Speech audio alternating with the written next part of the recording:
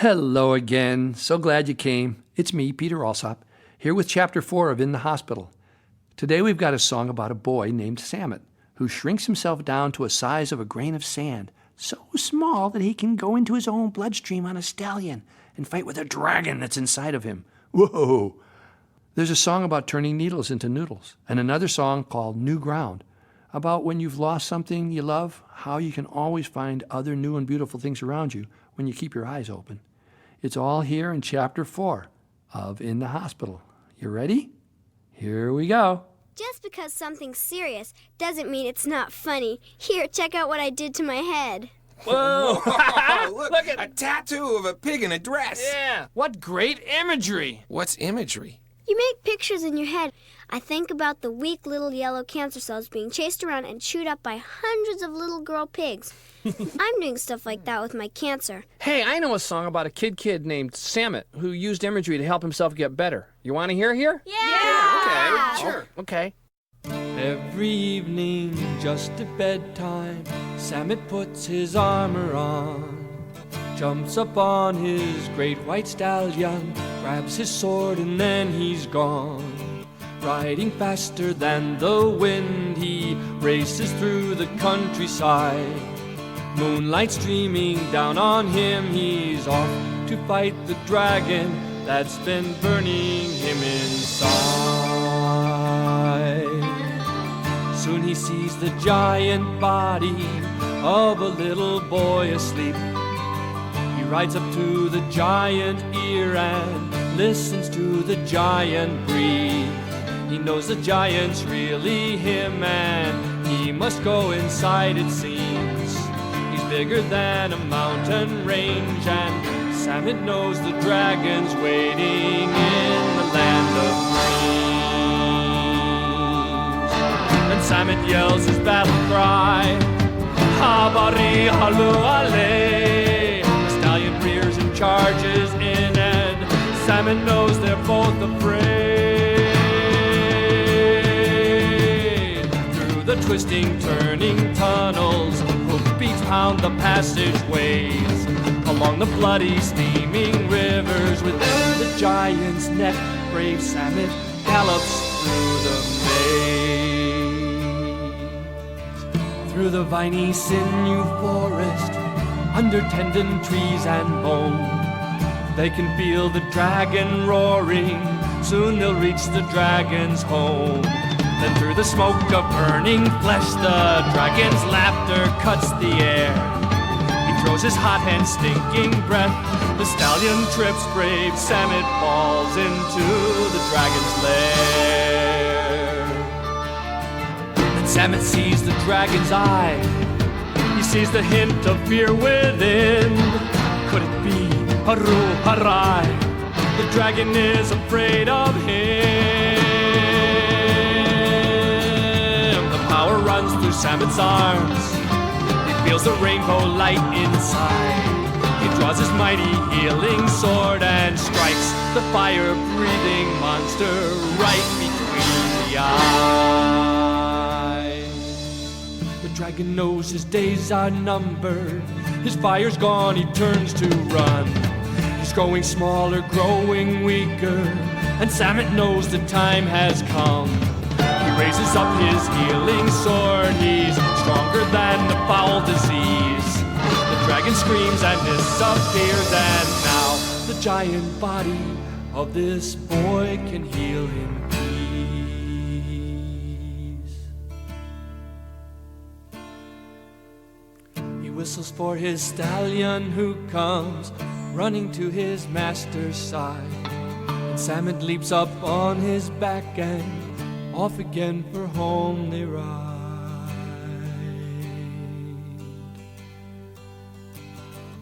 Off again for home they ride.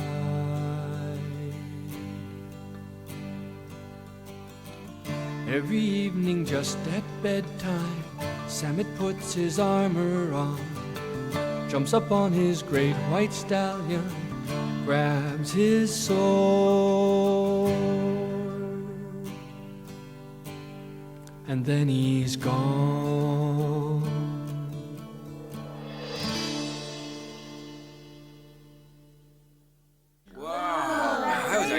song, Peter. Yeah.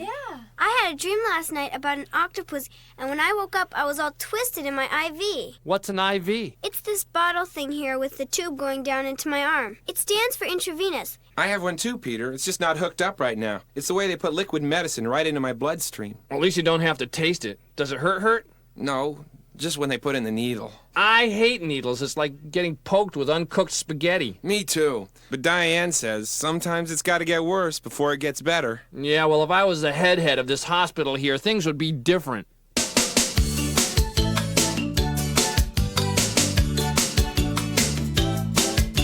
If needles were noodles, I'd cook up caboodles so no one would ever get hurt. If I was the head of this hospital here, I'd bring in a dump truck of sterilized dirt. I'd say, let the kids play, do whatever they say, and give them whatever they want for dessert. Needly noodly, needly noodly, needly noodly, needly noo. If doctors and nurses would rock to and fro, we could sit on their heads and say, giddy up, go! Ride 'em around and collect all the pills, then pile 'em up into sliding down hills. Take off the stethoscopes, Chuck the white coats. slide down the pills using bedpans for boats. Yeah! Needly noodly, needly noodly, needly noodly, needly noo. If syringes were squirt guns, I'd find some big ones. I'd fill 'em with punch or with soup left from lunch. I'd go under my bed, and when somebody said, hey, that kid is in here, where'd that kid disappear? Well, I might squirt their shoe Good idea! just to see what they do. Hey, you know, if elephants came here to get themselves fixed, they'd sneeze with their trunks, blow the paint off the bricks. And a kid-type thermometer isn't so fine for giant big elephants' temperature time. You've got to be careful, don't lose it inside, 'cause if you get a mad, whoa, there's no place to hide. Needly noodly, needly noodly, needly noodly, needly noo. Come on! Needly noodly, needly noodly, needly noodly, needly noo. If wheelchairs flew, I know what I'd do. Well, I'd float down the hall when the doc comes to call. Make up a story about hospital food and say, Doc, my dinner just tastes so good that I saved some for you. Come on, take a big bite. The doctor would say, are you sure you're all right? I am fine. If germs look like worms, we dip them in ink and we make them paint lines as they drain down the sink. If pillows could talk, yeah, I know mine would say, get your head out of bed and go outside and play. If the things in our song haven't happened, well then, well, maybe we better just sing it again. Come on! Needly noodly, needly noodly, needly noodly, needly noo. If needles were noodles, we'd cook up caboodles so no one would ever get hurt. If we were the head of this hospital here, we'd bring in a dump truck of sterilized dirt. We'd say, let the kids play, do whatever they say, and give them whatever they want for dessert. Yeah! Needly noodly, needly noodly, needly noodly, needly noo. Needly noodly, needly noodly, needly noodly, needly noo. It sure feels good to sing. I've been really depressed lately since Cheryl died last week. Gee, you know someone who died last week? Yeah, she was my roommate for a while. I liked her. She was funny. Yeah, she always acted like nothing was wrong whenever her dad came to visit. Well, you know, you don't want your parents to be all bummed out when they come to see you, right? Yeah, I guess so, yeah. Sometimes it's like a friend is still with you, you know, when you remember them. Yeah. I bet you see a lot of things that remind you of her if you just keep your eyes open.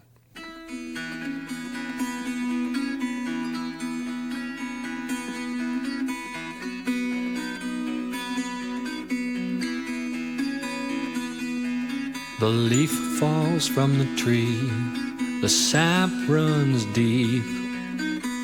Snow in the winter covers seeds that sleep. Sun melts the ice and the warm earth gives water to the sprouts and the green world lives.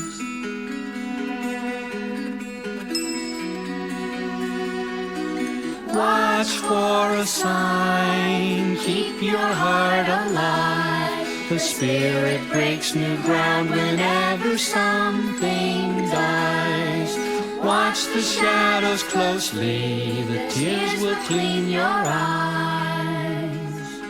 The spirit breaks new ground whenever something dies.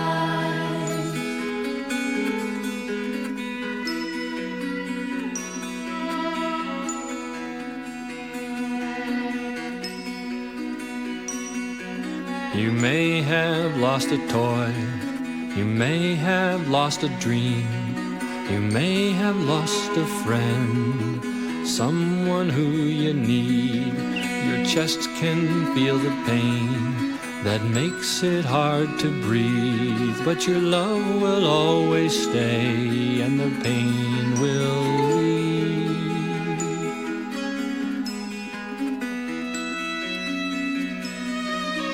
Watch for a sign, keep your heart alive. The spirit breaks new ground whenever something dies. Watch the shadows closely, the tears will clean your eyes. The spirit breaks new ground whenever something dies.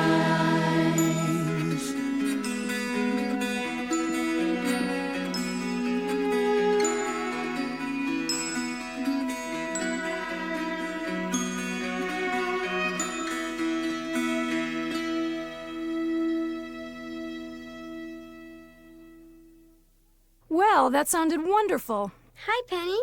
Uh-oh, Bill, it's Nurse Penny. I know. And you two boys aren't supposed to be down here on the oncology ward, are you? Well, Skeeter, I mean, Susan is my friend, and we wanted to, well, you see, these are her friends, and Peter was driving me by the neighborhood and, well... Okay, now he can drive you right back to bed. Now move. Yes, sir. Okay. Move.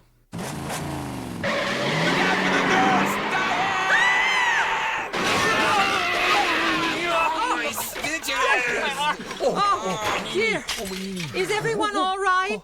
He was driving. Oh, no, I was just following orders, ma'am. Sorry. You two better get into bed now. Peter, you need a good night's sleep. Remember, we talked about you having the CAT scan tomorrow morning. Oh, no, I forgot. Hey, I don't think I need it anymore. See, my ukulele is gone. Yeah. I'll explain everything to you before we do it, so you won't be scared. We just need to make sure you're okay. Good night, you two. And Bill? Yes, ma'am. The only way you're going to get back to walking is to walk. And that's what you're going to do tomorrow. Oh, no. You can do it. So let's go. Into bed. One more quick ride? No! Okay. Good night. Good night. What did she say to you about a cat's butt? Not a cat's butt, Bill. A cat's can. I don't know. It's a big machine that takes a picture of my head or something. She says it's like an X-ray. Boy, I'm tired. I gotta get some sleep. Yeah, me too. Yeah, good night. Turn off the light, will you? Okay. Hey, Bill, when they operated on you, like, was it scary or what? Well, not really. I mean, I was a little scared before it happened, but once they gave me the anesthesia drugs, I don't remember anything except the dream I had. What was your dream about? It was really strange, Peter. So we'll stop here for now. We'll find out what Bill's dream was about next week. Our song about Samit and the Dragon today was originally written for an old friend, Dr. Joseph Currier, who wrote a series of books and recordings for kids about wellness many years ago. It was called the Well and World series. He was one of the medical pioneers who realized that actively engaging a child's imagination can be helpful on a number of different levels. It can be powerfully used to enhance and participate in our own healing process. It can help us cope with painful or unpleasant events or sensations, and it can even create a pleasant alternative to boredom. It's best utilized along with medical treatment, not as a substitute. Nowadays, though, even traditional medical professionals recognize that visualization can help our internal healing processes and bring about more rapid healing and positive outcomes. Children are very receptive to visualization techniques since mental imaging is something they do naturally while listening to stories or daydreaming. Our own Nurse Penny Peffley came up with most of the words in our Needly Noodly song that we just did. We put it on the album because hospitals are so full of strangers, new words, and unfamiliar sights, sounds and smells, machines, and objects that can be intimidating places even for adults, so imagine what it must feel like to a small child. There are things that we can do to help a child feel more in control and master the feeling of being overwhelmed, scared, and powerless. That's what we model in this song. Having fun with unfamiliar objects and procedures and thinking or singing about the funny things that can happen can lessen our fears in a hospital environment. This technique, known as desensitization, is similar to the immunizations we give children to prevent disease. It allows them to interact with the words and objects in small, harmless doses, so that eventually they will see them as less stressful. One example of desensitization making a tremendous difference involved a toddler who needed warm packs applied to her eye every 3 hours. She was so fearful that she would thrash around during the procedure, fighting it and crying. The next time the procedure was done, her nurse allowed her to play with the wet gauze and put it wherever she wanted to, including on the nurse and her dad. Following that, she allowed the nurse to place the warm soaks on her hand, then on her arm and her shoulder, and finally on her eye without any struggle. Pokes, or shots, or what they call needles, are probably the number one fear of children, and few children escape this experience while in the hospital, whether it's an injection or an IV start or a blood test. While it may be impossible for a child to fully understand why they are being hurt when we are supposed to be making them better, it's important for them to know that they are not being punished and that this will help them get better. Be honest, but stay relaxed and say something like, "It may hurt for a minute, honey, and then it'll be over. I'll hold your hand if you want me to help you hold still, and it's okay to cry." Younger kids may be afraid that all their blood will leak out and need to be reassured that only a small amount will be taken and the hole will close. Band-aids are very important to some children. Be sure to offer them. And then we played our song New Ground, because when we lose someone or something important to us, no matter what the reason or how temporary it may be, we feel an emptiness and sadness inside. For a child entering the hospital, losses may range from having to miss a birthday party to more devastating losses such as loss of hair or amputation. This is also true for parents who are confronted with the loss of all the dreams and expectations that go along with the idea of having a perfectly healthy child. And death is a very difficult topic. Nowadays, most medical professionals avoid using the phrase terminal illness. We now recognize how our minds and bodies are connected, and that thinking about our illness as terminal may lessen our ability to mobilize our own internal defenses and depress our will to live. People do die from diseases, but there are other terms such as catastrophic illness or life-threatening disease that are at least open-ended, permitting hope to live. As Skeeter's friend Jason says, no one knows for sure. We adults are often unclear about our own feelings, so discussing death and loss with kids can be very difficult for us. Children with catastrophic illnesses often know when their parents can't or won't face their own fears about their child's death. Kids in these situations usually protect their parents by maintaining the same level of denial that their parents have. As Enoch says, you don't want your parents to be all bummed out when they come to see you, right? The opposite of love is not hate but fear. When we are afraid, our fears can cripple our ability to be loving and open to the feelings of our loved ones. Children with life-threatening illnesses, regardless of their age, need the comfort of being with or talking to someone who will be accepting of their fears, concerns, and unfinished business. It's so important to say, it's okay to cry. It's okay to be sad. It's okay to be not okay. Children sometimes try to be brave for us and need permission to cry, express anger, and grieve their losses. Crying is a healthy way to release pent-up stress, fear, loneliness, sadness. We all need to do it, healthcare people too. If we permit them to see our sadness, we let them know it's okay to feel sad and to talk about it. Songs like this are a great way to bring it up, and I've found that it's true that when I'm really sad about losing something, if I keep my eyes and ears open and listen and look around, I always find something new and beautiful growing or going on somewhere near me. Unexpected strength, wisdom, compassion, insight, sensitivity, and acceptance can grow out of a loss experience. Watch for a sign. Keep your heart alive. So that's it for today. I'm Peter Alsop. I give great thanks to Nurse Diane, Nurse Penny, and Bill Harley for the support and incredible contributions they made to this project. And thanks to you all for stopping by. Please share this if you think it might help someone, or let your doctor or nurse know about it as a resource they might find helpful. Bye for now. See you next week for Chapter 5 of In the Hospital.